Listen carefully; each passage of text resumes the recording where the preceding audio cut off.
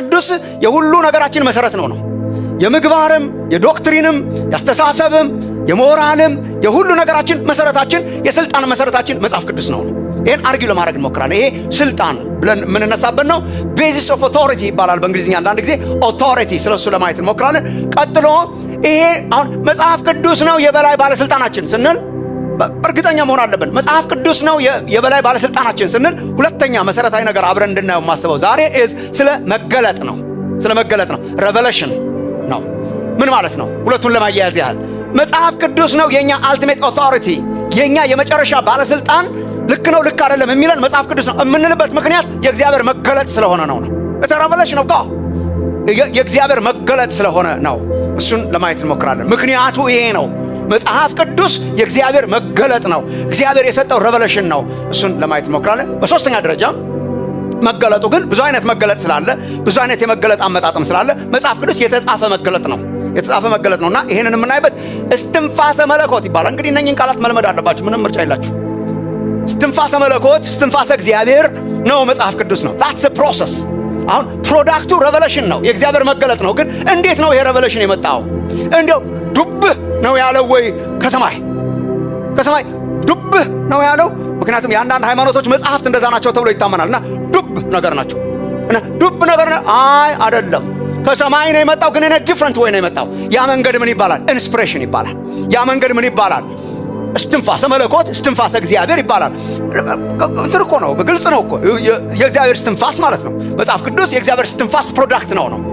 እነኝህን ሶስት ነገሮች ካየን ዛሬ በጣም ጥሩ ነው። ስለ መጽሐፍ ቅዱስ ምንነት የእግዚአብሔር ቃል በሚል ርዕስ ነው የምናየው ዛሬ። መጽሐፍ ቅዱስ የእግዚአብሔር ቃል ነው ኮንክሉዥናችን። የእግዚአብሔር ቃል ነው ኮንክሉዥናችን። መጽሐፍ ቅዱስ የመጨረሻው ባለስልጣናችን ነው።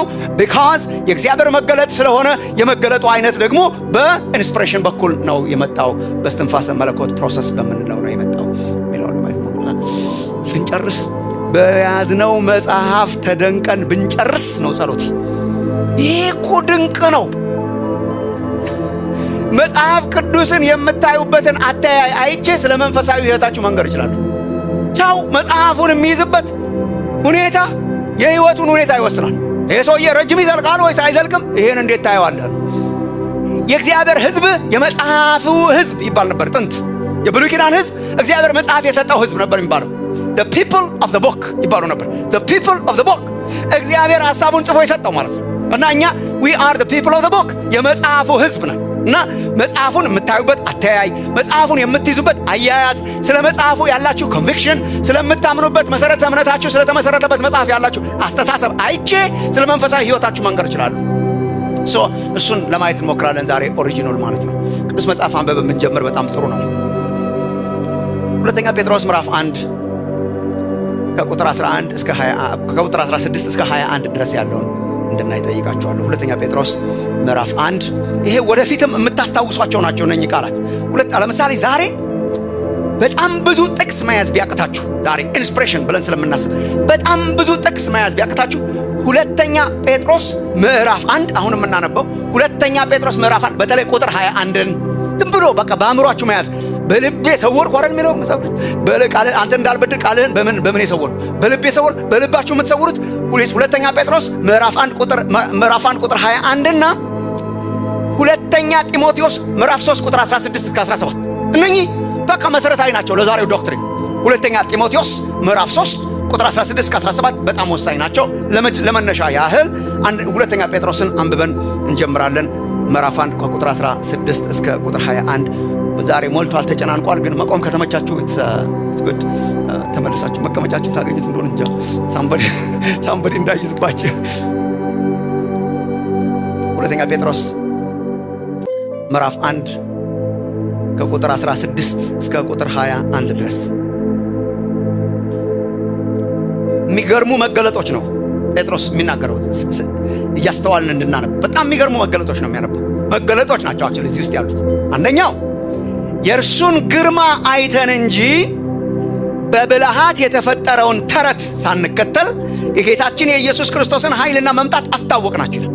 እና ያስታወቅናችሁ ነገር ዝም ብሎ በተረት የሰማነው ሳይሆን የእርሱን ግርማ ምን አድርገን ነው ይላል? አይተን ነው ይላል። ይሄ ተራራው ላይ ማለት ነው። ተራራው ላይ ያዩት መገለጥ ከገናናው ክብር በእርሱ ደስ የሚለኝ የምወደው ልጄ ይህ ነው የሚል ያ ድምፅ በመጣለት ጊዜ ከእግዚአብሔር አብ ክብርንና ምስጋናን ተቀብሏልና እኛም በቅዱሱ ተራራ ከእርሱ ጋር ሳለን ይህን ድምፅ ከሰማይ ሲወርድ ሰማን ይላል። መገለጥ አለን፣ ተገልጦልናል፣ አይቶልናል፣ በርቶልናል። እዚያው ተራራው ላይ ነበር። ዲስ ቬሪ ኤክስፔሪንሻል የሆነ ሬቨሌሽን ነው ያየው። ግን አብሮ ምን እንደሚያወራ ግን ተመልከቱ።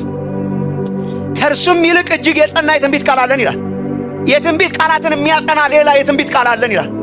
የተጻፈ ያየነው አለ፣ ግን የተጻፈ እኮ አለ ብሎ ቁጭ አድርጓል አብሮ ማለት ነው። የተጻፈ የትንቢት ቃል አለን። የትንቢት ቃል አለን የሚለው እግዚአብሔር እንደዚህ ይልሻል ምናምን የሚለውን አይደል። እንዳሁኑ የተጻፈውን ነው የትንቢት ቃል የሚለው። የትንቢት ቃል የሚለው ስም ከየት እንዳገኘ ነው ተመልከቱ። ወደታች ወረድ ብሎ ታገኙታላችሁ። ባይዘው ከእርሱም ይልቅ እጅግ የጸና የትንቢት ቃል አለን፣ ምድርም እስኪጠባ ድረስ የንጋትም ኮከብ በልባችሁ እስኪወጣ ድረስ ሰው በጨለማ ስፍራ የሚበራን መብራት እንደሚጠነቀቅ ይህን ቃል እየተጠነቀቃችሁ መልካም ታደርጋላችሁ ይልና ይህን በመጀመሪያ እወቁ። በመጽሐፍ ያለውን ትንቢት፣ ይሄ ነው የትንቢት ቃል በመጽሐፍ የተጻፈው። በመጽሐፍ ያለውን ትንቢት ሁሉ ማንም ለገዛ ራሱ ሊተረጉም አልተፈቀደም። ትንቢት ከቶ በሰው ፈቃድ አልመጣምና፣ ዳሩ ግን በእግዚአብሔር ተልከው ቅዱሳን ሰዎች በመንፈስ ቅዱስ ተነድተው ተናገሩ ይላል። ጌታ እንዲያስተምረን እንጸልይ። ጌታችን ተመስገን። በጣም እንደዚህ አይነት ዘመን ስለሰጠን በጣም አድርጌ አመሰግናለሁ ጌታ።